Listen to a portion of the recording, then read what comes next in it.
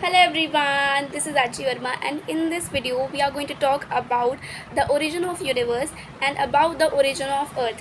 But before starting the video, you can join my Telegram channel to solve your doubts completely for free. So let's start with the video. तो आज हम start करने वाले हैं chapter evolution.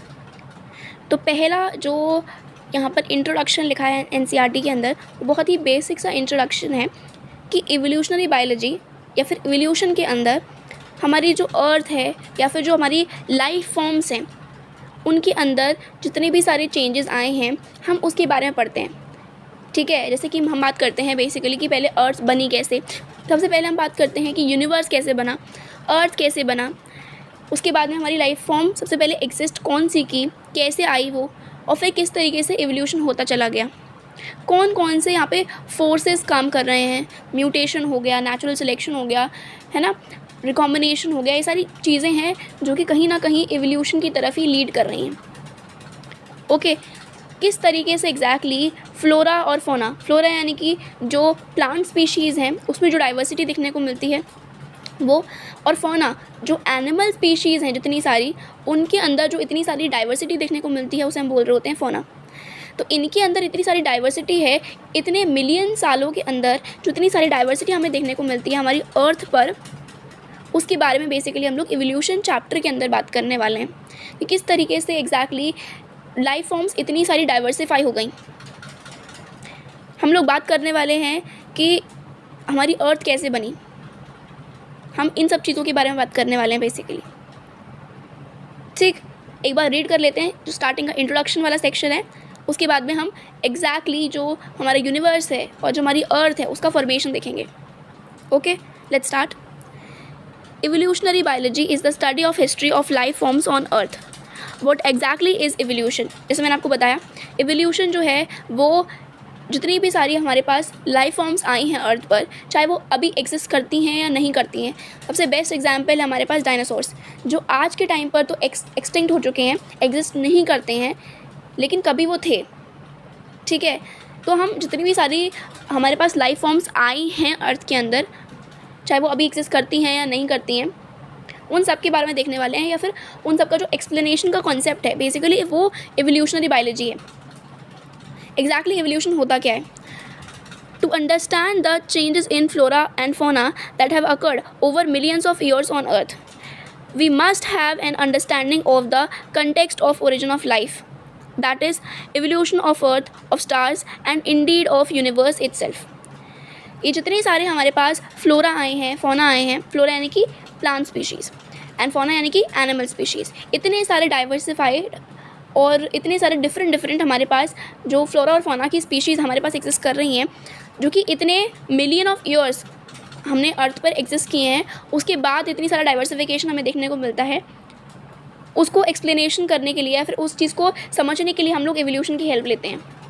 और even जब हम बात करते हैं एवोल्यूशन ऑफ अर्थ के बारे में, स्टार्स का एवोल्यूशन के बारे में, यूनिवर्स के एवोल्यूशन के बारे में, या फिर बेसिकली इनका फॉर्मेशन कैसे हुआ, तो ये भी सब जो चीज़ें हैं वो एवोल्यूशन के अंदर ही आती हैं। आगे बढ़ते हैं। What follows is the longest of all the construed and conjectured stories.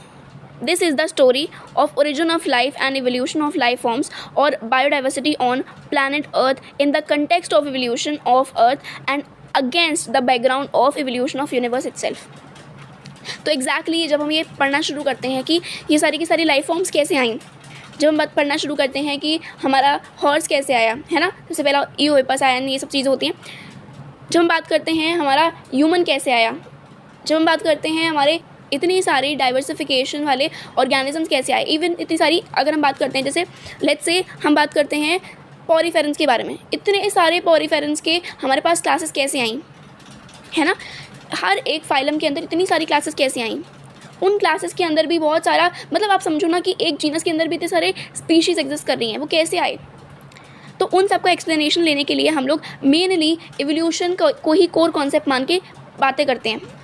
और जब हम बातें कर रहे होते हैं इन बायोडाइवर्सिटी के लिए, इतने सारे डाइवर्सिफिकेशन वाले ऑर्गेनिजम्स के लिए, इतनी सारी स्पीशीज़ के लिए, तो हम लोग इवोल्यूशन के बारे में बात कर रहे हैं। लेकिन साथ ही साथ में जब हम अर्थ के बारे में बात कर रहे हैं कि अर्थ बनी कैसे, है ना, जब हम बात करते हैं कि यूनिवर्स कैसे बना, तो इन सब के लिए भी हम लोग इवोल्यूशन का ही कोर कॉन्सेप्ट यूज़ कर रहे हैं। ठीक है, मतलब ऑब्वियसली बात है, एवोल्यूशन एज इन सेंस ये नहीं कि एज इन सेंस ये नहीं बोल सकते कि इसके बाद में ये सारी चीज़ें काम कर रही होंगी, ये सब चीज़ें, ये तो सिर्फ लाइफ फॉर्म्स के लिए हम बात कर रहे होते हैं बेसिकली। लेकिन जब हम बात करते हैं अर्थ के लिए और यूनिवर्स के लिए, तो हम लोग बेसिकली एक्सप्लोजन्स वगैरह के बारे में बात कर रहे होते हैं, ठीक है। लेकिन वो भी जो कोर कॉन्सेप्ट एवोल्यूशनरी बायोलॉजी है उसी के अंदर आता है, ठीक है। तो अब हम पढ़ना शुरू करते हैं एग्जैक्टली हमारी यूनिवर्स और हमारा जो अर्थ है वो पहले कैसे बना, तब हम आगे की तरफ लीड कर पाएंगे कि लाइफ फॉर्म कैसे एग्जिस्ट की हमारे अर्थ के ऊपर। बिकॉज उस टाइम की कंडीशन जानना बहुत इंपॉर्टेंट है कि लाइफ को सपोर्ट करने के लिए कौन कौन सी कंडीशंस वहाँ पे थी, उस टाइम पे प्रेजेंट थी या नहीं थी, या क्या सीन था बेसिकली। जैसे कि अगर हम आज के टाइम पे बात करते हैं, हमारे पास खाना होना चाहिए, रहने की जगह होनी चाहिए, प्रॉपर पानी होना चाहिए, है ना, क्लीन एयर होनी चाहिए, इस तरीके से चीज़ें होनी चाहिए हमारे पास, और इवन टेम्परेचर सूटेबल होना चाहिए, है ना। ये सब चीज़ें हैं जो कि इंपॉर्टेंट है। लेकिन उस टाइम पे क्या ये चीज़ें एग्जिस्ट कर रही थी? ऑब्वियसली बात है, थोड़ी बहुत एग्जिस्ट कर रही होंगी, तभी लाइफ फॉर्म्स बन पाई और इवोल्यूट कर पाई साथ साथ में। लेकिन स्टार्टिंग में, बिल्कुल स्टार्टिंग में तो नहीं होगा ना, तो वो हम देखेंगे, ठीक है। तो स्टार्ट करते हैं ओरिजिन ऑफ लाइफ से। When we look at stars on a clear night sky, we are in a way looking back in time. Stellar distances are measured in light years. देखो बेसिकली इस line का मतलब क्या है? इस line का मतलब ये है कि जब भी हम लोग किसी भी स्टार की तरफ देख रहे होते हैं, हमें दिखता है कि वो ट्विंकल कर रहा है एंड हम लोग उसको देख रहे होते हैं बेसिकली। लेकिन एग्जैक्टली वहाँ पे हो सकता है कि वो तारा जो है अब वो एग्जिस्ट भी नहीं करता हो। मतलब क्या कहने का, आपको पता है कि लाइट की स्पीड होती है, आपको पता है लाइट की स्पीड होती है 3 × 10⁸ मीटर पर सेकेंड, राइट। इतनी होती है हमारे पास हमारी लाइट की स्पीड। लेकिन जो ये डिस्टेंस है जहाँ हम खड़े हैं अर्थ के ऊपर, ठीक है, और जहाँ पर वो एग्जैक्टली हमारा तारा लोकेट कर रहा है, बहुत ज़्यादा डिस्टेंस है उसके बीच में, ठीक है। वो ये जो डिस्टेंस है वो बहुत ज़्यादा डिस्टेंस है, जिसको हम लोग लाइट ईयर्स के अंदर मेजर करते हैं। नॉर्मली हम लोग बात करते हैं, जैसे अगर हम बात करते हैं कि आज मुझे 1 किलोमीटर मूव करना है ना, आज मुझे 2 किलोमीटर ट्रैवल करना है, या फिर मुझे चलो 10 किलोमीटर ट्रैवल करना है, कुछ भी इस तरीके की चीज़ हम बात करते हैं। तो ये जो किलोमीटर्स है, जब ये बहुत ज़्यादा इंक्रीज़ हो रहा है, मतलब आप समझ नहीं सकते हो, इतना ज़्यादा अनइमेजिनेबल हो जाए एकदम, इतने ज़्यादा लंबे डिस्टेंसेस को हम लोग लाइट ईयर्स के अंदर डिस्टेंस को मेजर करते हैं बेसिकली। जब हम प्लैनेट्स के बारे में बात करते हैं कि 2 प्लैनेट्स के बीच में कितना डिस्टेंस है, बिकॉज ये डिस्टेंस जो है वो बहुत ज़्यादा, मतलब बहुत ज़्यादा ही है, तब हम बात कर रहे होते हैं। तब हम बात किसकी करते हैं? तब हम बात कर रहे होते हैं लाइट ईयर्स की। तब हम किसी बारे में बात करते हैं? तब हम बात करते हैं लाइट ईयर्स की, ठीक है। तो बेसिकली ये जो लाइट ईयर्स के अंदर हम लोग डिस्टेंस, स्टेलर डिस्टेंस यानी कि जो प्लैनेट के बीच में डिस्टेंस है या फिर जो स्टार से हमारा डिस्टेंस है, इसको मेजर कर रहे होते हैं किसके अंदर? लाइट ईयर के अंदर, ठीक है। तो अब इसके बाद में क्या है कि मान लो आप कि वो लाइट जो है वो उस पर्टिकुलर तारे से निकली और वो इतना ज़्यादा डिस्टेंस है, इतना ज़्यादा डिस्टेंस है कि आप इमेजिन भी नहीं कर सकते हो, ठीक है। इतना सारा डिस्टेंस है 2 प्लैनेट्स के बीच में।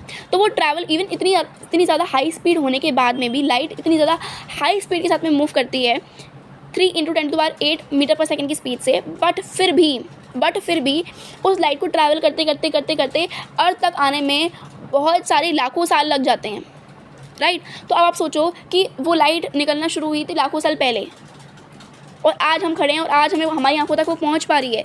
तो कहीं ना कहीं हम पुराने लाखों साल की तक देख रहे हैं ना बेसिकली, मतलब ये है।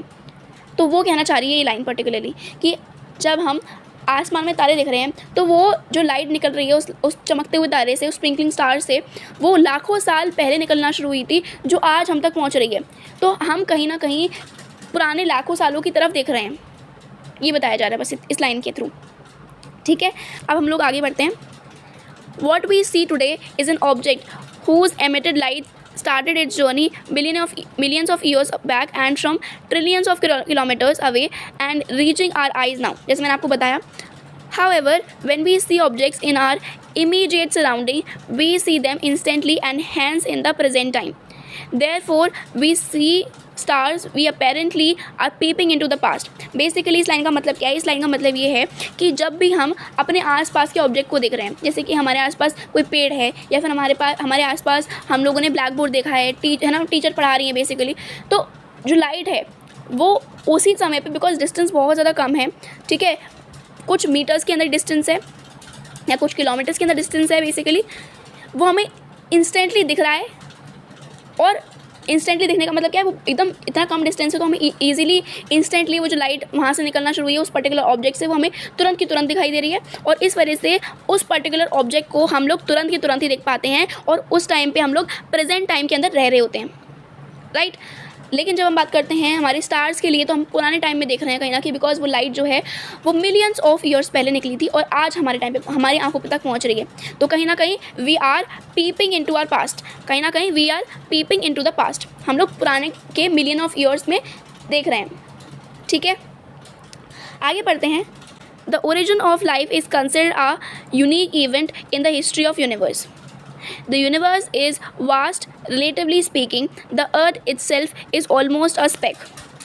देखो कहने का मतलब क्या है, ऑब्वियसली बात, आप एक सोचो, आप एक इमेजिन करो चीज़ कि लाइफ जहाँ पे कभी एग्जिस्ट करी ही नहीं है, ठीक है, हमारी अर्थ पे कभी लाइफ पहले एग्जिस्ट की नहीं थी, उसके बाद वो लाइफ जब पहली बार आई तो कैसे आई होगी, कितना ज़्यादा यूनिक इवेंट है कि लाइफ कैसे आई, है ना। यहाँ पे पहले ऑब्वियसली बात है, यहाँ पे पहले जो माइक्रो ऑर्गेनिजम्स हैं वो आए, उससे पहले भी जो बायोमोलिक्यूल्स हैं पहले वो बने हैं, ऐसे करके चीज़ें हैं। लेकिन कहने का मतलब क्या है कि ये जो लाइफ है वो एग्जैक्टली आई कैसे, ये खुद ब खुद में ही एक बहुत ज़्यादा यूनिक इवेंट है ना। लेकिन पहले हम बात करते हैं यूनिवर्स कैसे बना, ठीक है। तो बेसिकली यूनिवर्स बना कैसे, यहाँ पर एक आप बोल सकते हो कि न्यूक्लियोसिंथेसिस थ्योरी होती है, ठीक है, जिसके अंदर हम बात करते हैं कि यहाँ पर एक बहुत बड़ा मैसिव एक्सप्लोजन हुआ था, ठीक है। यहाँ पे क्या हुआ था, एक बहुत बड़ा मैसिव एक्सप्लोजन हुआ था, और उस एक्सप्लोजन के बाद में जो हमारा यूनिवर्स है वो बना और एक्सपेंड होता हुआ चला गया, और इस वजह से आज के टाइम पे भी यूनिवर्स की जो एंट्रोपी है वो इंक्रीज़ ही हो रही है। जैसे हम लोग केमिस्ट्री में पढ़ते हैं कि यूनिवर्स की एंट्रोपी इंक्रीज़ हो रही है ना। रैंडमनेस है यहाँ पे, और वो यूनिवर्स बेसिकली बिकॉज एक्सपेंड कर रहा है कॉन्स्टेंटली, जब से वो ह्यूज एक्सप्लोजन हुआ है जो कि अनइमेजिनेबल है फिजिकल टर्म्स में, आप उसे इमेजिन नहीं कर सकते, वो इतना ज़्यादा बहुत बड़ा एक्सप्लोजन हुआ था उस टाइम पे, ठीक है। और उसके बाद से यूनिवर्स बना, और उसके बाद से यूनिवर्स कंप्लीटली एक्सपेंड करता जा रहा है, राइट। तो जो ये यूनिवर्स एक्सपेंड कर रहा है, इस वजह से उसकी एंट्रोपी हम हमेशा पॉजिटिव बोलते हैं, ठीक है। इस वजह से हम लोग केमिस्ट्री में उसकी एंट्रोपी जो होती है उसको पॉजिटिव बोलते हैं। यूनिवर्स कॉन्स्टेंटली एक्सपेंड कर रहा है, तो उस टाइम पे जब वो एक्सपेंड किया उसके बाद कुछ चीज़ें हुई। लेकिन पहले हम लोग यहाँ पर ये जो लाइन लिखी है स्पेसिफिकली इसके बारे में बात करते हैं। तो यहाँ पे बोला गया है यूनिवर्स जो है अभी के टाइम पे बहुत ज़्यादा बड़ा हम लोग को दिखता है।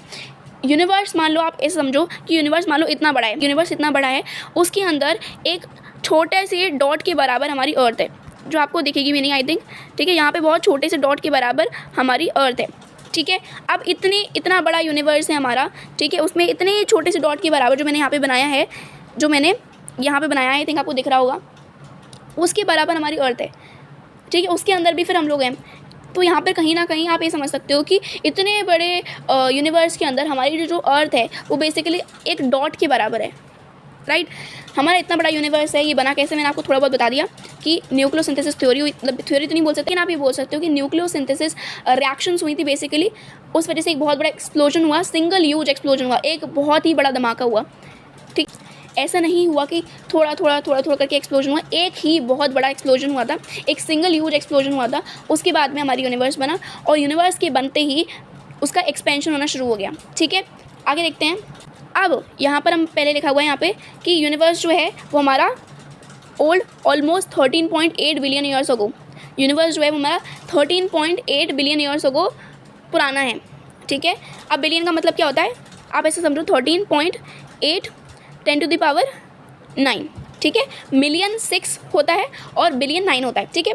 तो इस तरीके से आप समझ सकते हो इतना साल पुराना है हमारा यूनिवर्स, इतने साल पहले वो ह्यूज एक्सप्लोजन हुआ था जिस वजह से हमारा यूनिवर्स बन पाया, ठीक है। आगे बात करते हैं। देखो हमें पता है कि हमारे यूनिवर्स के अंदर आज के टाइम पे हम लोग को बहुत सारी गैलेक्सीज देखने को मिलती हैं। उसमें से हमारी जो गैलेक्सी है जिसका नाम है मिल्की वे गैलेक्सी, ठीक है। हमारी गैलेक्सी का नाम क्या है, मिल्की वे गैलेक्सी, जिसको हम लोग हिंदी में बोलते हैं आकाशगंगा। तो ये गैलेक्सी थी, मतलब बेसिकली बहुत सारी गैलेक्सीज़ हैं हमारे यूनिवर्स के अंदर, उसमें से हमारी गैलेक्सी जिसका नाम है मिल्की वे गैलेक्सी। तो हमारा जो यूनिवर्स है बेसिकली वो बहुत सारी अलग अलग गैलेक्सी से मिलके बना हुआ है, ठीक है। यहाँ पे बहुत सारी ह्यूज क्लस्टर्स में गैलेक्सीज प्रेजेंट हैं, ठीक है। अब इन गैलेक्सीज़ के अंदर भी क्या होता है, इवन इन इन सारी की सारी जो हमारी ये गैलेक्सीज़ होती हैं, ये जो हमारी सारी की सारी गैलेक्सी हैं, इनके अंदर एग्जैक्टली क्या प्रेजेंट होता है।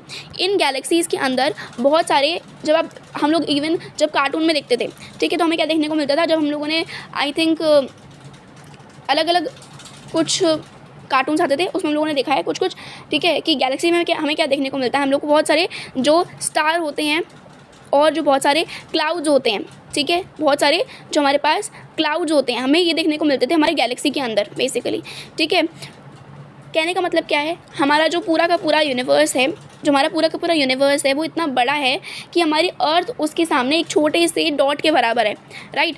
उसके अंदर भी जो हमारा इतना बड़ा यूनिवर्स है, उसके अंदर बहुत सारी गैलेक्सीज एग्जिस्ट कर रही हैं।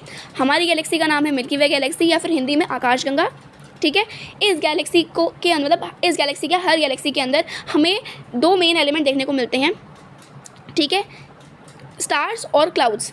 गैलेक्सी किससे मिलकर बनी हुई है, स्टार्स से और क्लाउड से, ठीक है। अब यहाँ पर ये जो स्टार और क्लाउड्स हैं, एक किससे मिलके बने हैं, मतलब ऑब्वियसली बात है, उनका भी कुछ ना कुछ कॉम्पोजिशन होगा ना, तो वो किससे मिलके बने हैं, तो वो बने हैं हमारे गैस से और डस्ट से। वो किससे मिलके बने हैं, ये दोनों भी आपस में आकर के, आप ये बोल सकते हो, ये दोनों भी किससे मिलके बने हैं, ये दोनों भी जो हैं हमारे वो गैस से और डस्ट से मिलके बने हुए हैं, ठीक है। ये किससे मिलके बने हुए हैं, ये बने हैं गैस से और डस्ट से मिल करके। अब ये गैस कौन सी होगी, हाइड्रोजन हीलियम, लेकिन लिखा नहीं है तो आपको याद भी नहीं करना है। बेसिकली कहने का मतलब क्या है, हमारी इतनी सारी गैलेक्सीज हमारे यूनिवर्स के अंदर, वो सारी की सारी जो गैलेक्सीज हैं वो स्टार से और क्लाउड से मिलके बनी हुई हैं, राइट। उसके बाद में भी ये जो स्टार्स और क्लाउड्स हैं, उनके अंदर भी गैस और वो मतलब जो ये स्टार्स और क्लाउड्स हैं, ये भी डस्ट और गैस से मिलके बेसिकली बने हुए हैं। गैस में भी हाइड्रोजन एंड हीलियम, ठीक है। अब उसके बाद में जब उस टाइम पे आप समझो कि ये इतना बड़ा ह्यूज एक्सप्लोजन हुआ और ये एक्सपेंड होता चला गया हमारा यूनिवर्स, ठीक है, इसके अंदर फिर एग्जैक्टली ये गैलेक्सीज बनना शुरू कैसे हुई, ठीक है। तब समझो ये चीज़ कि एग्जैक्टली क्या हुआ, यहाँ पे बहुत सारी गैसेस क्या कर रही थी। मैं इसमें एनसीईआरटी में लिखा नहीं, मैं आपको बता देती हूँ जस्ट कि मान लो एक्सप्लोजन हुआ बहुत बड़ा सा, मान लो कि यहाँ पर बहुत बड़ा सा ह्यूज एक्सप्लोजन हुआ एकदम, ठीक है, और यहाँ पे बहुत बड़ा सा स्पेस क्रिएट हो गया और ऑब्वियसली बात है यहाँ पे गैसेस वगैरह बन गई थी। तो ये क्या हुआ, यहाँ पे कंडेंसेशन हुआ या फिर ग्रेविटेशनल फोर्स लगा आपस में आकर के, और इन लोगों ने क्या किया, जो गैसेस थी बेसिकली वो आपस में आकर के ऐसे करके आपस में आकर के काफ़ी तक रिवॉल्व करने लग गई, घूमने लग गई, रोटेट होने लग गई, ऐसे रिवॉल्व करने लग गई, ठीक है। और उसके बाद कंडेंसेशन होता चला गया, उसकी वजह से हमारे पास हमारा सन बना, एंड ऐसे करते करते हमारे पास बहुत सारी गैलेक्सीज हमारे पास हमारी आ गई। बेसिकली पहले हमारी गैलेक्सीज बनी, ठीक है, और हमारी स्पेसिफिकली हमारी गैलेक्सी के बाद में जब हमारी गैलेक्सी बन गई मिल्की वे गैलेक्सी, उसके बाद में हमारा जो सन था वो इसी तरीके से बेसिकली आप समझो कि देखो पहले क्या हुआ, हमारा जो यूनिवर्स बना, एक्सप्लोजन हुआ, हमारा यूनिवर्स बन गया। उसके बाद में ये जो सारी गैसेस थी, हाइड्रोजन हीलियम यानी so and so on, mainly hydrogen and helium, इन लोगों ने आकर के क्या किया, आपस में आकर कंडेंस होती चली गई और ग्रेविटेशनल पुल लग करके यहाँ पर एक कंडेंसेशन हुआ, और उसके बाद यहाँ पे इन्होंने गैलेक्सी बनाई लेट से, ठीक है। अब उसके बाद में भी यहाँ पे क्या हुआ कि इसी तरीके का यहाँ पर ये जो गैसेस थी हाइड्रोजन एंड हीलियम, इन लोगों ने क्या किया, इन लोगों ने आकर के आपस में, जैसे हम लोग को पता है कि जो हमारी फ्यूजन रिएक्शंस होती हैं, वो हमारी एग्जिस्ट कर रही होती हैं सन के अंदर। तो ऐसे करते करते फ्यूजन रिएक्शन के चलते बिकॉज यहाँ पे गैसेस ऑब्वियसली बातें वापस में आ चुकी थी, तो उन्होंने आकर गैलेक्सी बनाई, ठीक है। गैलेक्सी के अंदर भी इस वाली जो गैसेस थी उन्होंने आकर के आपस में रिएक्शन किया और यहाँ पे हमारा सन बन गया, ठीक है। और ऐसे करते करते फिर मेटल्स और डस्ट पार्टिकल्स और गैसेस ने आकर के मिल करके जो हमारे जो प्लैनेट्स है बेसिकली वो बना। जो लास्ट के प्लैनेट्स बने जो कि सन से बहुत दूर हैं वो गैसेस के बने हुए मेनली, और आगे वाले जो प्लैनेट्स है बिकॉज उनको बहुत सारी हीट सर्वाइव कर रही है, इस वजह से वो मेनली मेटल से और इतने सारे अलग अलग पार्टिकल से मिलकर बने, वो ज़्यादा मेनली गैसेस से नहीं बने हैं, ठीक है। तो कहने का मतलब क्या है, ये एनसीईआरटी में नहीं है, याद नहीं करोगे तो भी चलेगा, लेकिन मैंने आपको एक्सप्लेन करने के लिए समझा दिया बिकॉज ये बहुत इंटरेस्टिंग साउंड करता है, राइट।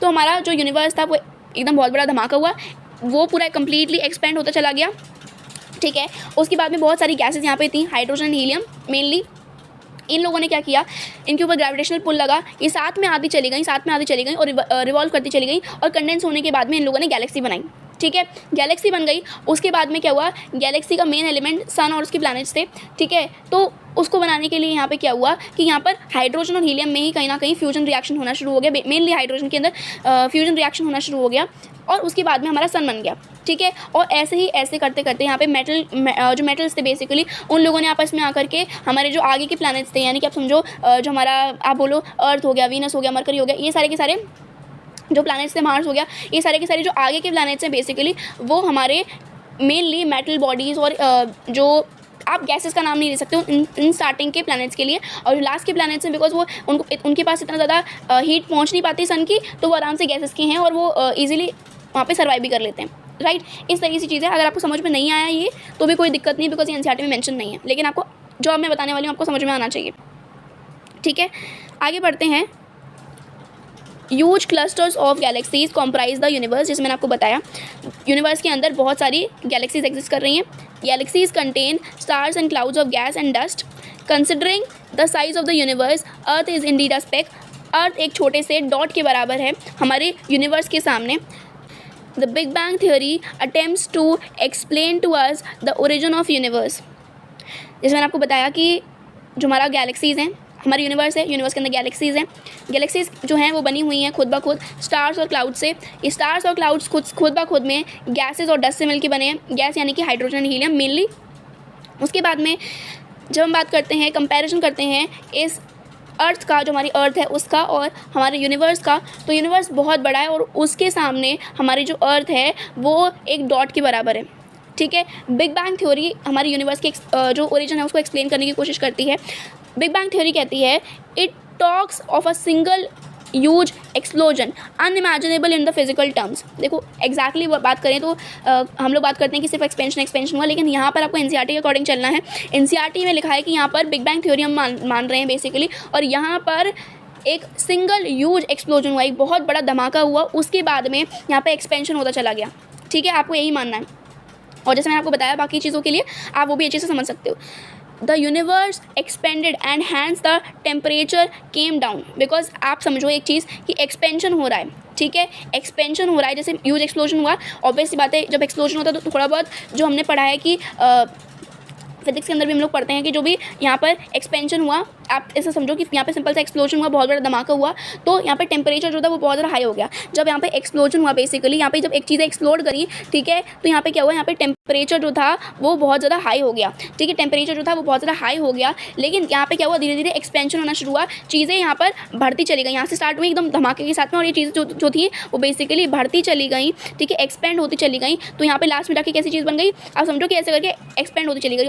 और आज के टाइम पे भी इवन यूनिवर्स जो है वो अपने आप को एक्सपेंड ही कर रहा है, ठीक है। तो इस तरीके से चीज़ें हम लोगों ने देखी कि यहाँ पर जो बेसिकली एक्सप्लोजन के बाद में यहाँ पर टेम्परेचर बहुत बढ़ गया था, और उस वजह से एक्सपेंशन होना इंपॉर्टेंट था, और एक्सपेंशन होने की वजह से यहाँ पे जो टेम्परेचर था वो काफ़ी हद तक कम आ गया था, ठीक है। एक्सप्लोजन के टाइम पे टेम्परेचर बहुत ही ज़्यादा था, मतलब हद से ज़्यादा था, लेकिन उसके बाद में जब एक्सपेंशन हुआ तब टेम्परेचर धीरे धीरे करते नीचे आने लगा। आगे देखते हैं, आगे लिखा है hydrogen and helium formed sometimes later. The gases condensed under gravitation and formed the galaxies of the present day universe, जैसे मैंने आपको बताया। In the solar system of the Milky Way galaxy, Earth was supposed to have been formed about 4.5 billion years back। जैसे मैंने आपको बताया कि metals वगैरह के कंडेंसेशन की वजह से हमारी अर्थ भी इवन बनी हुई है, ठीक है। गैसेस बहुत थोड़े अमाउंट में हैं, लेकिन उसकी कॉम्पोजिशन के लिए मेनली मेटल्स और ये जो आप बोल सकते हो नॉन मेटल्स वही काम में आए, ठीक है। तो हमारी जो अर्थ है, अगर हम बताएं एग्जैक्टली हमारा यूनिवर्स जो बना है वो तो 13.8 बिलियन ईयर्स अगो बना है, ठीक है।